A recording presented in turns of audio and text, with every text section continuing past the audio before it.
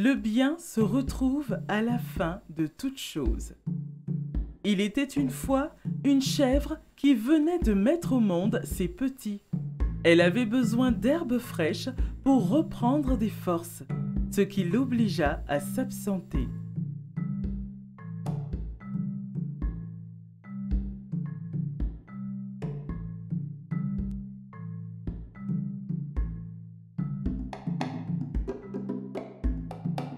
Ce jour-là, la hyène arriva et mangea tous les petits de la chèvre.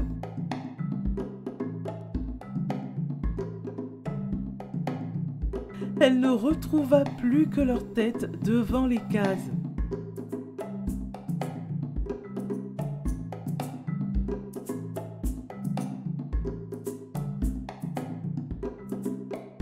Meurtrie par cette perte, elle creusa un puits et en dissimula l'orifice avec une natte, bien décidée à punir celui ou ceux qui avaient dévoré ses petits.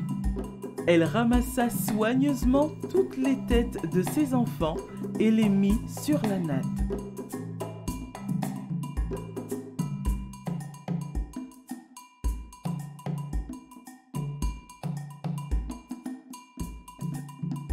Le lendemain, la hyène revint et ne trouvant pas autre chose, se jeta sur les têtes si bien qu'elle tomba dans le puits. Elle était prise au piège.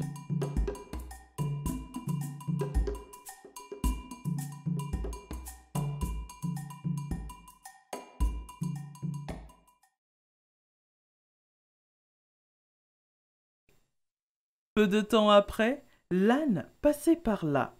La hyène lui demanda alors de l'aide. L'âne accepta, mais à condition que la hyène lui promette de ne lui faire aucun mal.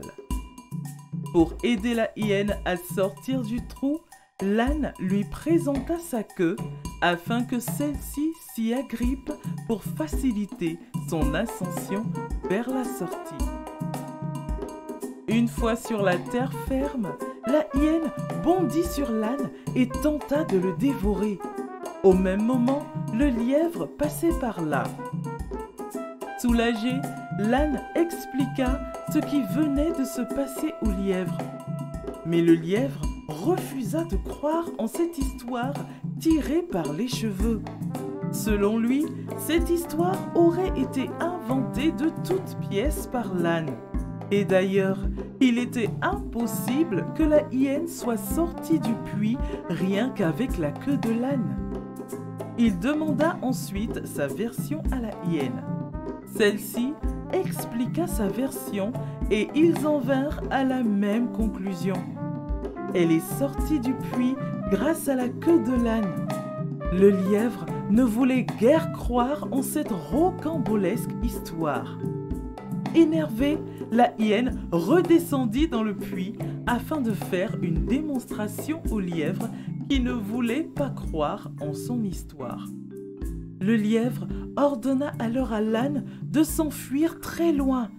Il s'en alla à son tour, abandonnant ainsi la hyène dans son puits.